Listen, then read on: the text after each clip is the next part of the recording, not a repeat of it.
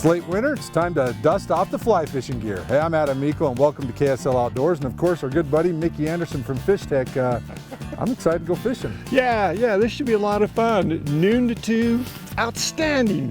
We're here early to get our spot because it's so crowded. We got to get in a little bit early, but we got some rods. Let's go down and try them all, see what it takes until we start dry fly fishing. See if we can catch some fish here on the Middle Provo.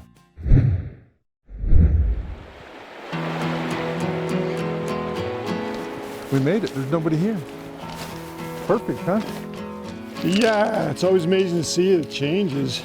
You know, just from year to year, how much, like this tree, this is brand new. It's not noon yet, so maybe we should be underwater with nibs? Yeah, let's nip it for a little while and see what we get and wait. When they come up, there's gonna be a lot of them. Okay, be ready with a dry fly, huh? Yep, got the other rod rigged and ready to go.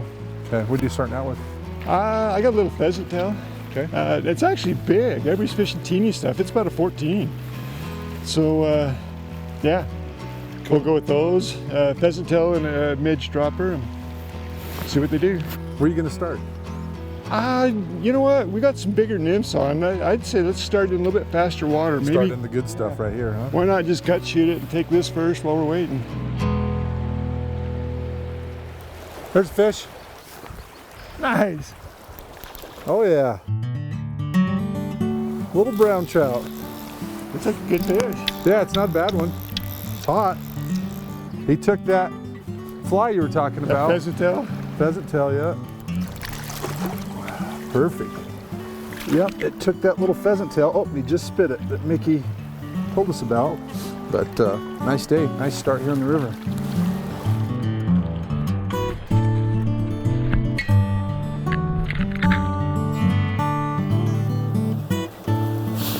There's one. To start out with the Euro nymphing, I wanted to use the bigger flies, and they worked. We did pretty good on flies that people aren't really thinking about this time of year. I decided to change up the weight a little bit, so I put a heavy fly as my lead fly, and still a pretty good sized fly as my point fly, and fished the same hole I've been fishing, and then changed it up enough and made it work. If you've gotten out this year, you've undoubtedly noticed an increase in the fishing pressure on the Provo and many other rivers. With the weather warming, it's only going to increase, so be willing to walk a bit from the parking lots to get away from the crowds and get here early to stake out a spot for that afternoon midge hatch. There are so many people coming up here. Most of the people are from up around the Highway 40 area, you know, up and down right in that area, and it is packed with people.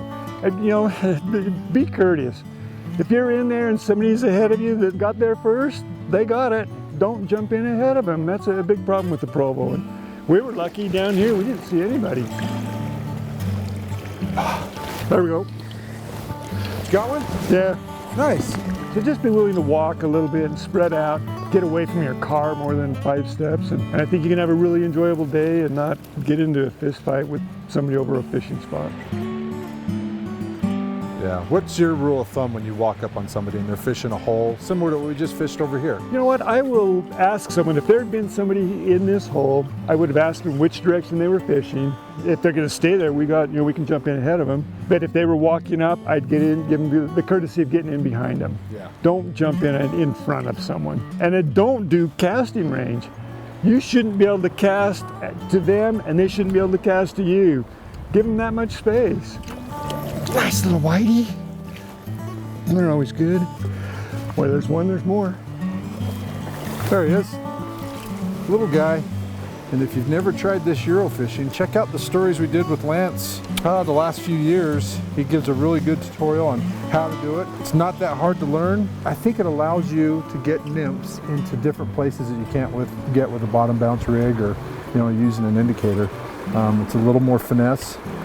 But once you get it down, it's pretty effective, as you can see. Mickey's got a fish. Good one. Big one. You want me to come over there and knock him off for you real quick? Sure. No? I'll probably lose it anyway. Oh, that's a good fish, Mick. Yeah, that's a good one. Nice. Nice. What do you take? It's Lance's fly, a red dart.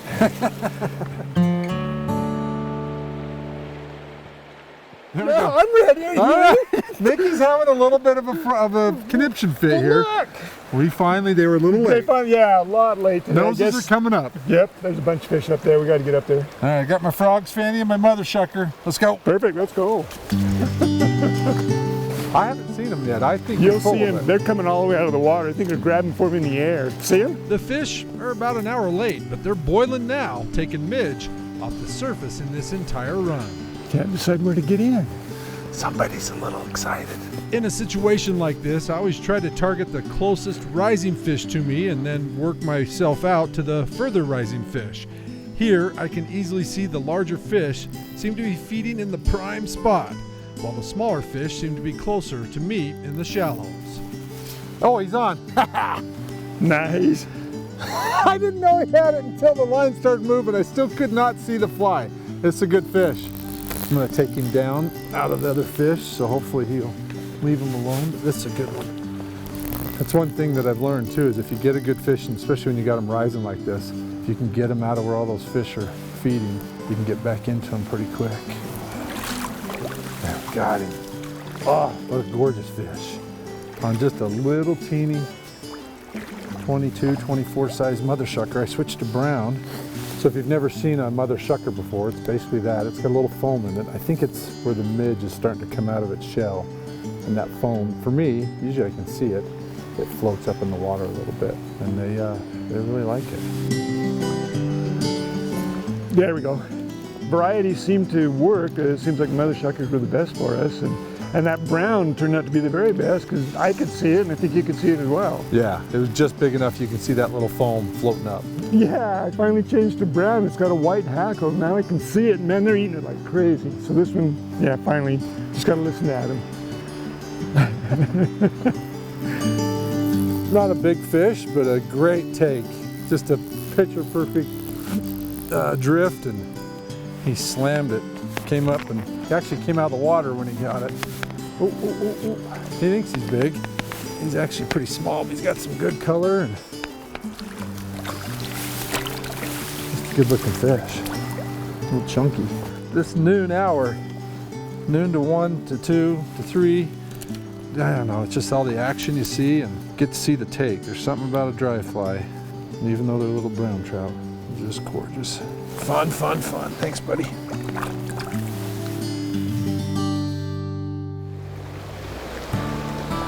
Oh, there's a big fish right here. Just saw him come up. There we go. Nice. Had to do a long downstream drift, but holy cow. There he is. Ooh, that's a good That's one. not the one. There's one above it, Mickey, that's even bigger. That's a good fish, so I started doing a downstream drift. I can't catch that one that's right next to me, so I had to let it drift clear down there and try to steal one of Adam's fish. It's so fun on top because you get to see the take, and there's some big fish. We're getting our biggest fish doing this, so at least I am. Mickey got a nice one in the faster water. He is not ready. Oh, look at him go upstream. Come on, stay buttoned up. It's not as big as the last one, but it's a good one. Big buttery brown. Oh, he's got beautiful colors. That mother shucker, that one fly, this one fly has caught, I think, 5 fish off of it, so. There we go. Even though the fish were late today, Mickey and I still had a good 2.5 to 3 hour window of some great dry fly action. They're the little guy for me. Adam's getting all the big ones.